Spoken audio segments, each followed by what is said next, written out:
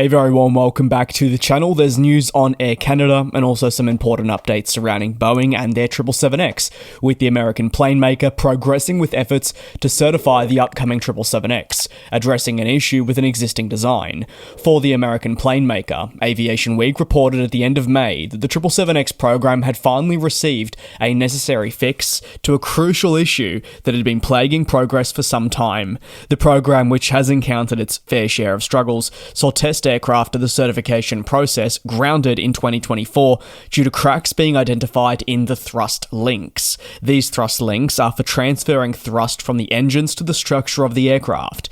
Ultimately, in the certification process, this is something that needs to be addressed before solid progress can be made, and obviously the plane can be deemed fully safe to be eventually certified. That is, not including any other potential issues that do creep up. Boeing was able to tentatively find ways to recommence test flights while also working to put a broader fix on the program, and that finalised fix now appears to have arrived in a positive step for the 777X after years of turmoil. Thanks to rigorous testing and a team of leading analysts, Boeing says it has already implemented the necessary changes into the flight test airplanes part of the program, but it will continue to inspect jets moving forward to make sure that planes are maintaining a safe operation. Boeing confirmed through written statements that the problems being cracks were caused by unintentional vibrations that impacted the thrust link.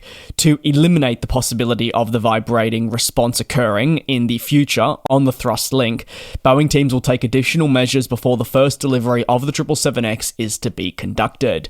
While the fix being implemented represents significant progress for the American plane maker, its long-continued attempts to certify the 777X program have not panned out as intended. It's been a very, very long road, and I'll always say it, but the day we finally see that first delivery will be one of the most beautiful days in quite a while. The 777X on paper is one of the best wide-bodies based on what it can offer airlines in its own class.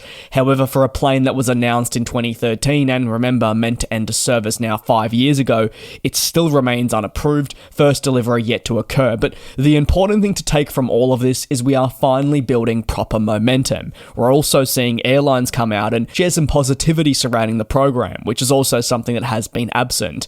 Look no further than Emirates' recent comments on the 777X. They have been probably the most critical of the program to date. However, even their president, Sir Tim Clark, is seeing the improvements that Boeing are making, and they've been readjusting their forecast for first delivery. So things are certainly on the way up, and Boeing remains hopeful that it will conduct its first delivery next year according to its latest forecasting.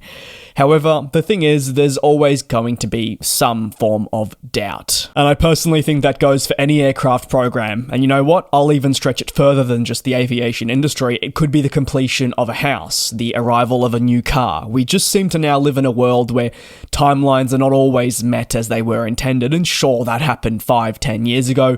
Many would argue not to the same extent, and many would also say to you that it's not on the same scale. So with that being said, very keen to hear your take on some 777 changes down below in the comments.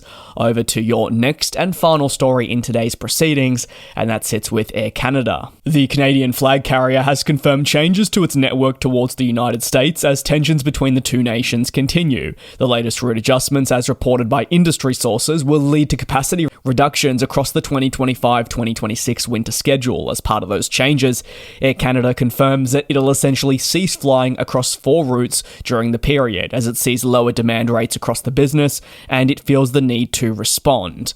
Several Canadian airports are included in the route cuts, with not just one specific location, say, being focused in on, as part of the response to demand levels and the need to remain profitable and best utilize assets. In October, the flag carrier confirms it will conclude flying between Toronto, Pearson, and Indianapolis.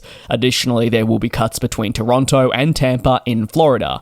Before these routes are cut, Montreal will see half of the route suspensions. Service between Montreal and Detroit will end in September, Montreal to Minneapolis following in October. While these landmark changes are being made, Air Canada is also taking steps to reduce capacity to other US markets in response to the weakening demand levels that are being observed. Some may argue that the capacity reductions are detrimental to Air Canada's business. However, equally, the trimming of transborder schedules does open up the possibilities for other new locations to become within reach during the colder Canadian months. It can see a little bit of a shift in strategy.